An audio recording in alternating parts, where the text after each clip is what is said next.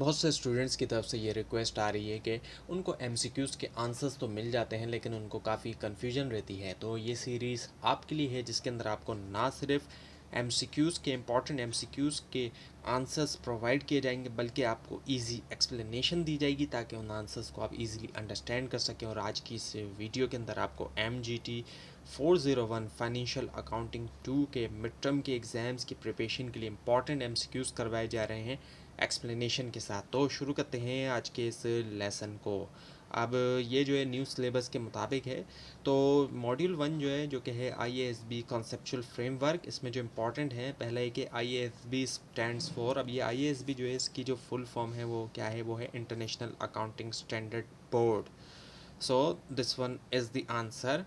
ये एक एब्रीवेशन है। सो IASB is the global body that develops international financial reporting used world wide for financial reporting. अच्छा, IASB जो है एक ऐसी ग्लोबल बॉडी है जो कि डेवलप करती है जो इंटरनेशनल फाइनेंशियल रिपोर्टिंग स्टैंडर्ड होता है, IFRS जो होता है, जो इंटरनेशनली तौर पे अकाउंटिंग स्टैंडर्ड्स होते हैं और वर्ल्ड वाइड इनका दुनिया भर में हम देखते हैं इस्तेमाल किया जाता है। हमारे यहाँ पे भी इस्तेमाल किया जाता है फाइनेंशियल रिपोर्टिंग के लिए। उसके बाद ये conceptual framework provides, conceptual framework इनमें से क्या प्रोवाइड करता है, गाइडलाइंस फॉर अकाउंटिंग, अकाउंटिंग के लिए जो है वो गाइडलाइंस प्रोवाइड करता है। So the conceptual framework provides principles and guidelines that help in preparing consistent and useful financial statements.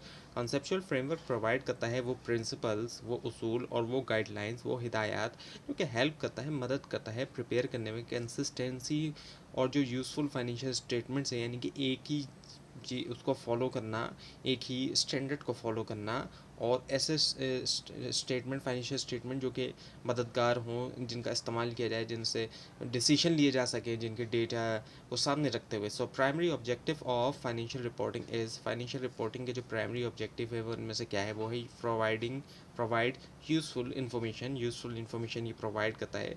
So the main goal is to provide useful financial information to users for decision making, not just profit calculation. Main goal जो है वो provide करना useful, यानी कि जो इस्तेमाल होने वाली फाइनेंशियल इन्फॉर्मेशन है, जो उसके हिसाब से, यानी कि जो पैसे वगैरह के हिसाब से वो इन्फॉर्मेशन, और यूज़र्स को, उनके लिए, उन यूज़र्स को जो कि डिसीजन मेकिंग कर सकें, जैसे कोई मैनेजर वगैरह हो गए। ना सिर्फ ये कि प्रॉफिट कैलकुलेशन हो, सिर्फ प्रॉफिट कैलकुलेशन मकसद नहीं है, मकसद डिसीजन मेकिंग भी होता है। So financial statements are prepared for, financial statements को प्रिपेयर किया जाता है, बनाया जाता है इनमें से किसके लिए, एक्सटर्नल यूज़र्स के लिए। उसके बाद ये कहती है financial statements mainly serve external users like investors, creditors and stake holder. Financial statement mainly तौर पे सर्व करते हैं एक्सटर्नल यूजर्स को, जैसे कि इन्वेस्टर्स हो गए, क्रेडिटर्स हो गए, स्टेक होल्डर्स हो गए।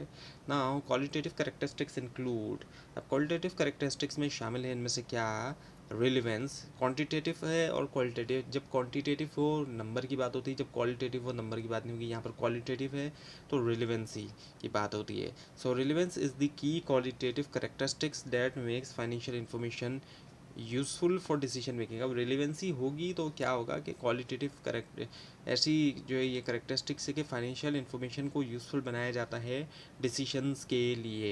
Now faithful representation means, faithful representation का इनमें से क्या मतलब, वो है कंप्लीट एंड न्यूट्रल इन्फो, ऐसी इन्फॉर्मेशन जो कंप्लीट भी है और न्यूट्रल है, बाइसनेस नहीं है।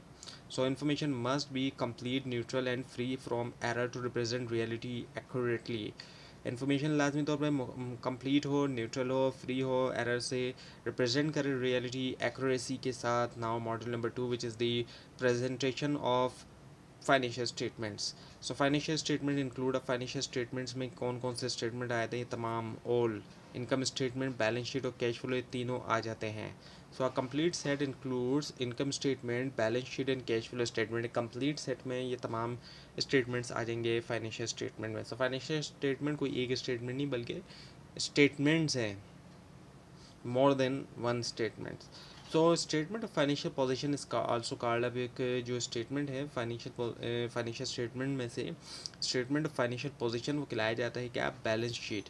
क्योंकि बैलेंस शीट से फाइनेंशियल पोजीशन पता चलती है, ये पता चलता है कितना एसेट है, कितना लाइबिलिटीज़ है, कितनी इक्विटीज़ हैं।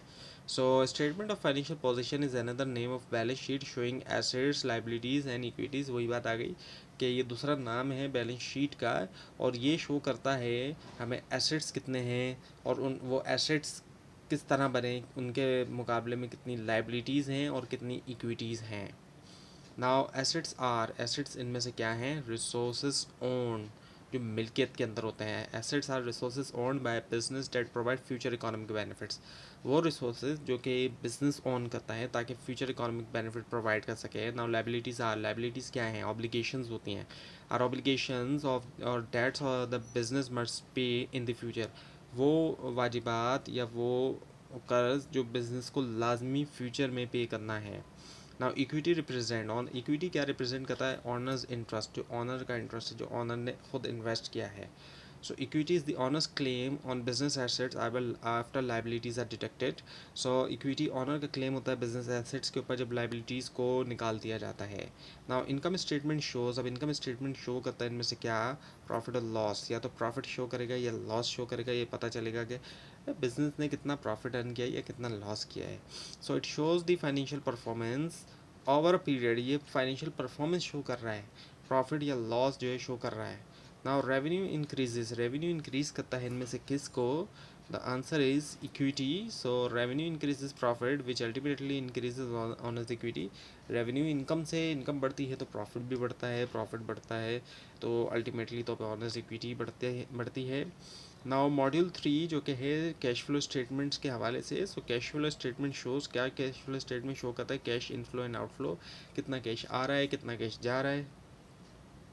So it tracks actual cash movement not profit. अच्छा, ये प्रॉफिट्स के बारे में बात नहीं करता बल्कि ये बताता है कि कैश कितना आया कितना गया, क्योंकि प्रॉफिट जो है वो डिपेंड करता है दूसरी चीज़ों के ऊपर। कैश आना कैश जाने का ये मतलब नहीं है। आप सपोज़ करेंगे लॉस के ऊपर भी अगर चीज़ें बेची जा रही हैं तब भी तो कैश आ रहा है। अगर एक प्रोडक्ट ख़रीदी 10,000 की और उसको सपोज़ 9,500 में बेच दिया तो कैश तो तब भी आ रहा है। तो ये चीज़ जो है इन दोनों में डिफ्रेंशिएट किया जाता है। So both are different things. Operating activities include, अब ऑपरेटिंग एक्टिविटीज़ में शामिल है इनमें से क्या है? वो है daily operations. So these include regular business activities like sales and expenses. Regular activities जो हो रही हैं, जो रेगुलर चल रही हैं, वो इसमें आ जाती हैं। सेल्स हो गए, एक्सपेंसेस हो गए।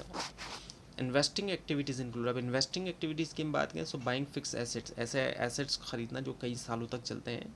सो investing activities involve purchasing selling of long term assets. Long term assets हो गए कई सालों चलने वाले। अब ये कि financing activities include, financing activities में क्या शामिल? Loans and equity.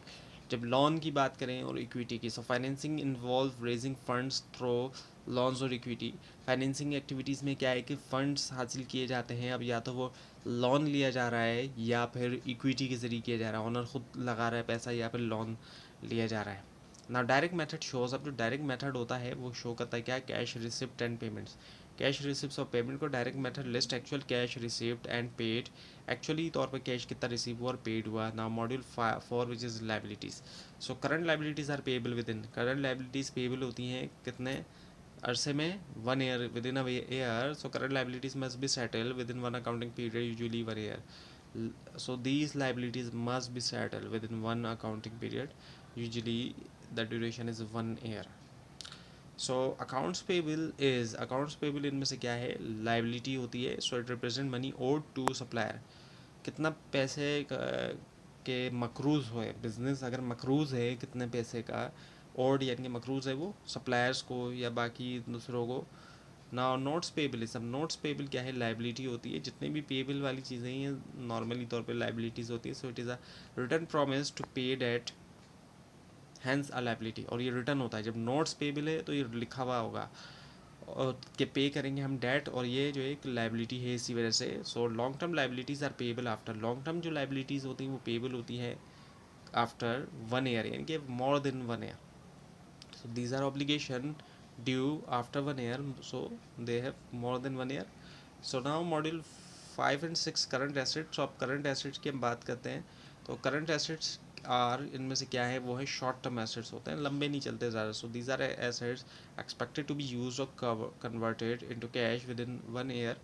तो ऐसे एसेट्स होते हैं जिनको इस्तेमाल भी किया जा सकता है 1 साल के अंदर, या फिर कन्वर्ट किया जा सकता है 1 साल के अंदर कैश के अंदर। नाउ इन्वेंट्री इज़, अब इन्वेंट्री इनमें से क्या है, एसेट, एसेट में से होती है। So inventory is goods held for sale, so it is an asset, ऐसा सामान जो कि सेल के लिए रखा जाए, और ये इसी वजह से एसेट है। Now accounts receivable represent, account receivable represent करता है क्या, कैश टू बी रिसीव्ड, ऐसा कैश जो कि रिसीव होना है। So it is money owed by customer, यानी कि ओड बाय कस्टमर, कस्टमर मकरूज़ है, यानी कस्टमर हमारा मकरूज़ है। सो कैश इज़, कैश इनमें से क्या है, एसिड है।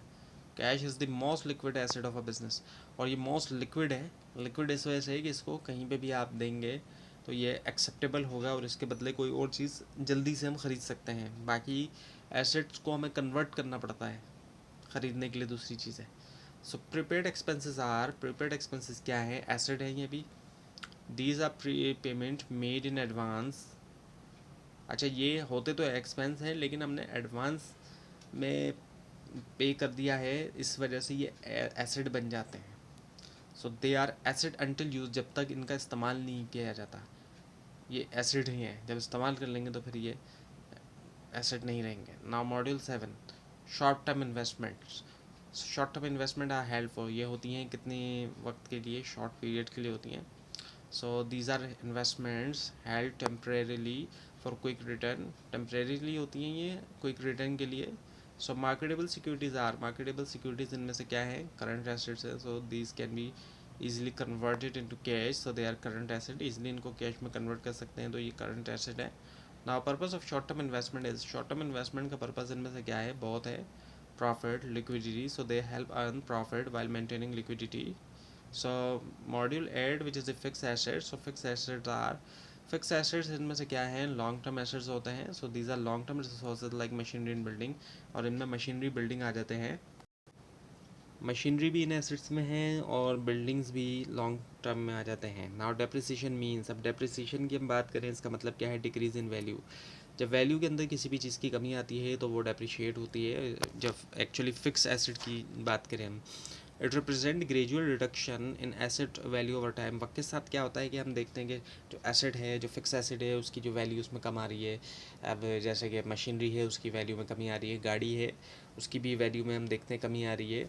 घर भी अगर पुराना हो जाता है तो हम देखते हैं कि जो पुराने घर हैं उनकी कीमतों में कमी हमें दिखाई देती है। वो एक अलग बात है कि मार्केट वैल्यू अगर ज़्यादा हो जाए तो वैल्यू बढ़ सकती है। हमारे यहाँ पर तो गाड़ियों की भी, पुरानी गाड़ियों की भी वैल्यू बढ़ जाती है मार्केट वैल्यू बढ़ने की वजह से, लेकिन जो उसकी कीमत नई गाड़ी के मुकाबले में तो कम ही होगी। और इसी तरह घर की भी जो कीमत है, पुराने घर की कीमत कम होगी नए घरों के मुकाबले में, भले ही चाहे मार्केट वैल्यू जितनी भी ज़्यादा हो, लेकिन पुराने घर की वैल्यू कम ही होती है नए घर के मुकाबले में। So straight line method is use for, अब स्ट्रेट लाइन मेथड जो है उसका इस्तेमाल किया जाता है इनमें से किसके लिए, डेप्रिसिएशन, डेप्रिसिएशन के लिए। So it spreads the cost of an asset evenly over it's useful life. इसमें क्या होता है कि ये स्प्रेड करता है जो कॉस्ट होती है एक एसेट की, इवनली बराबर जो है वो इसकी यूजफुल लाइफ के ऊपर। Now accumulated depreciation is, accumulated depreciation इनमें से क्या है, वो है कॉन्ट्रा एसेट होता है। अच्छा इसको ये एसिड में ही इसको लिखा जाएगा लेकिन ये कॉन्ट्रा होगा। So it reduces the value of fixed asset and is shown as contra asset. इससे फिर क्या होता है, जब ये कॉन्ट्रा एसिड है तो एसिड की वैल्यू कम करेगा ये, यानी कि जब कॉन्ट्रा एसिड होते हैं तो वो एसिड की वैल्यू कम कर देते हैं। सो ये रिड्यूस करता है वैल्यू जो है वो फिक्स एसिड्स की, और इसको शो किया जाता है एज अ कॉन्ट्रा एसिड के तौर पर। नाउ अब मिक्स इंपॉर्टेंट एमसीक्यूज हम देखते हैं, अभी तक आपको लेसन्स के हिसाब से बताए गए। So accounting equation is, accounting equation इनमें से क्या है, assets is equals to liabilities plus equity. Assets बराबर होता है हमेशा लाइबिलिटीज़ प्लस इक्विटीज़ के। कुछ जगहों पे आपको asset is equals to liabilities plus honours equity, या फिर asset is equals to liabilities plus capital. ये तकरीबन एक ही चीज़ है, कैपिटल जो है वो इसका इक्विटी का एक हिस्सा ही होता है। सो this is the fundamental accounting equation showing that a company's assets are financed by liabilities and owners equity। अब ये फंडामेंटल है, बुनियादी अकाउंटिंग इक्वेशन है जो इस बात को दिखा रही है, इस बात को जाहिर कर रही है कि कंपनी के जो एसेट्स हैं वो फाइनेंस्ड हुए हैं, उनको फंड किया गया है किसके ज़रिए, या तो लाइबिलिटीज़ के ज़रिए लाइबिलिटीज़ से फ़ंड हासिल किया गया है या ऑनर्स इक्विटीज़ के ज़रिए, यानी कि ऑनर्स ने खुद पैसा लगाया है। उसके बाद ये कि रेवेन्यू से रिकग्नाइज वैन, रेवेन्यू रिकग्नाइज किया जाता है कब, जब अर्न किया जाए। Under एक्रोल accounting revenue is recorded when it is earn, not when cash is received. यानी कि जब अर्न कर लिया हमने, यानी कि हमें पैसा मिलने भी वाला है, यानी कि हमने एक काम कर दिया, उसका पैसा हमें मिलने वाला है लेकिन अभी मिला नहीं है कैश हमें, तभी हम उसको रिकॉर्ड कर देंगे कि ये हमारा रेवेन्यू है। हम इस चीज़ का इंतज़ार नहीं करेंगे कैश मिले, कैश हमें कुछ वक्त बाद मिलेगा, एक हफ्ते बाद, एक महीने बाद, या कुछ केसेस में एक साल बाद भी। So expense is recognise when, expense को रिकग्नाइज किया जाता है कब, व्हेन इनकर्ड, जब वो इनकर्ड हो गया। सो वही बात एक्सपेंस की है, expenses are recorded when they are incurred regardless of payment timing. यानी कि जब हमने ये अंदाज़ा कर लिया कि अब हमारे ये अखराजात हैं, अब चाहे हमने पेमेंट अभी करनी है या महीनों बाद करनी है, तो भी उसको हम एक्सपेंस रिकॉर्ड कर लेंगे। नाउ मैचिंग प्रिंसिपल मीन्स, अब मैचिंग प्रिंसिपल का क्या मतलब है कि match revenues with expenses, revenue को मैच करता है एक्सपेंसेस के साथ, आमदनी को अखराजात के साथ। So it ensures that expenses are recorded in the same period as the revenue they help generate, ये यकीनी बनाता है कि एक्सपेंसेस को रिकॉर्ड किया जाता है उसी पीरियड में जैसे रेवेन्यूज़, जो कि हेल्प करते हैं जनरेट करने में। नाउ एक्रूअल अकाउंटिंग मीन्स, अब जो एक्रूअल अकाउंटिंग है उसका क्या मतलब ये है, रिकॉर्ड व्हेन इनकर्ड, जैसे कि पीछे आपको बताया गया था कि एक्सपेंस हो या रेवेन्यू हो, हम कैश की बुनियाद पर रिकॉर्ड नहीं करते। जब भी हमने एक चीज़ अर्न कर ली या इनकर्ड हुई, तो तब ये चीज़, इसी को हम एक्रूअल अकाउंटिंग कहते हैं कि कैश आया या गया उससे हमें मतलब नहीं होता जब हम रिकॉर्ड करते हैं। हमने जो अर्निंग की, अब चाहे उसका कैश आने वाला भी है तो अभी हम इसको रिकॉर्ड करेंगे, और एक्सपेंसेस जो हमने पे करने हैं, हमने नहीं भी अभी पे किए तो भी हम वो उनको रिकॉर्ड करेंगे। So accrual accounting record revenue and expenses when they are earned और incurred, not when cash is exchange, cash से इसका ताल्लुक नहीं है। नाउ बैलेंस शीट शोज, अब बैलेंस शीट को हम देखें तो उससे जो हमें asset is equals to liabilities plus honours equity वगैरह पता चलता है, तो ये शो करता है फाइनेंशियल पोजीशन को। So balance sheet shows a company's financial position, asset, liabilities और equity at a specific time. एक तो ये, इससे हमें फाइनेंशियल पोजीशन जो पता चल रही है, एसेट, लायबिलिटीज़, इक्विटी, एक स्पेसिफिक टाइम पे पता चल रही है, एक ख़ास वक्त पे पता चल रही है। यानी कि अगर दिसंबर फर्स्ट को बनाएगी तो दिसंबर फर्स्ट की हमें पता चल रहा है कि उस वक्त हमारे पास कितने एसेट हैं, उस वक्त हमारे पास कितनी लाइबिलिटीज़ है, उस वक्त हमारे पास कितनी इक्विटी हैं। तो एक स्पेसिफिक टाइम के ऊपर हमें पता चल रहा होता है। ये नहीं होता कि पूरे साल में हमारे पास ये एसेट है, ऐसा नहीं होता कि पूरे साल में हमारे पास ये एसेट है, बल्कि उस स्पेसिफिक डेट को, कि जैसे कि दिसंबर फर्स्ट को हमारे पास इतने एसेट हैं और एसेट को फाइनेंस किया गया है इतनी लाइबिलिटीज़ से और इतनी इक्विटी से। और ये फंडामेंटल जो अकाउंटिंग इक्वेशन है उसी की सामने रखते हुए बनती है। एक तरह से ये उसकी, हम कह सकते हैं कि उसकी एक्सप्लेनेशन है ये किसी बिजनेस के लिए, क्या उसकी डिटेल है। So now cash flow statement is useful for, cash flow statement जो है वो यूज़फुल है इनमें से किसके लिए, वो है लिक्विडिटी एनालिसिस के लिए। So it help assesses a company's ability to generate cash and meet short term obligation. ये हेल्प करता है असेस करने में कंपनी की एबिलिटी कि वो जनरेट कर सके कैश और पूरा कर सके जो उसकी शॉर्ट टर्म जो ऑब्लिगेशंस हैं जो विद इन अ ईयर है। So now current ratio measures, अब करंट रेशियो मेजर करता है इनमें से किसको, लिक्विडिटी को। It measures liquidity by comparing current assets to current liabilities, और ये कंपेयर कर रहा है करंट एसेट्स को करंट लाइबिलिटीज़ के साथ। उसके बाद ये कि डेप्रिसिएशन इफेक्ट्स, डेप्रिसिएशन इफेक्ट करता है इनमें से किसको, दोनों को, प्रॉफिट को भी और एसेट्स को भी।